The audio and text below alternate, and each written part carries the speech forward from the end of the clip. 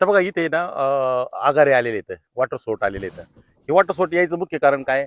ढगाळ वातावरण आहे. ह्या ढगाळ वातावरणामध्ये मुक्त नत्राचं प्रमाण जास्त असतं आणि हे नत्र तुमचं खाली पाण्याचं नियोजन जास्त झालेलं आहे. हवेमध्ये नत्राचं प्रमाण वाढल्यानंतर तुमचे वॉटर सोट असे निघत असतात आणि त्याच्यावरती नत्राचं प्रमाण जास्त असतं, कवळी फूट असते, त्यामुळे ते रस शोषणाऱ्या किडींचं प्रमाण जास्त असतं. याला कंट्रोल करण्यासाठी आपण काय करतो? निव्वळ निव्वळ कीटकनाशकांचा वापर करतो. समजा हा जर आगार जर आपण मॅच्युअर जर केला तर निश्चितच सांगतो तुम्हाला रासायनिक कीटकनाशकांचा वापर करायचा. याच्यामध्ये जर तुम्ही 0050 म्हणजे पोटॅशच्या फवारण्यांचा जर वापर जर केला, हा आगार जर मॅच्युअर जर केला तर तुम्हाला अतिरिक्त रस शोषण किडीसाठी औषधांची फवारणी करायची गरज नाही. इथे मॉलिब्डेनम प्लस पोटॅश याचा जर वापर जर केला, हा मॅच्युअर होणार आहे. आणि तुम्ही बघत असाल की मॅच्युअर झालेल्या पानांवरती रस शोषणारी किडी येत नाहीये.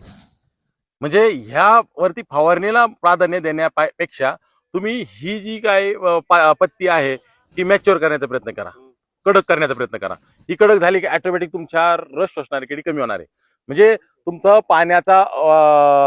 पाण्याची मात्रा वाढली किंवा ढगाळ वातावरण वाढलं तर ही असे आजार येणारच आहेत. तर कीटकनाशकांबरोबर तुम्ही अन्नद्रव्य व्यवस्थापनाकडे पोटॅशच्या, मॉलिब्डेनमच्या ह्यासारख्या खतांकडे जर लक्ष जर दिलं तर निश्चितच तुमचा हा जो काय आजार हा कमी राहणार आहे आणि हे अशा पद्धतीचे आजार तुमच्याकडे कमी येणार आहे. हे रस शोषण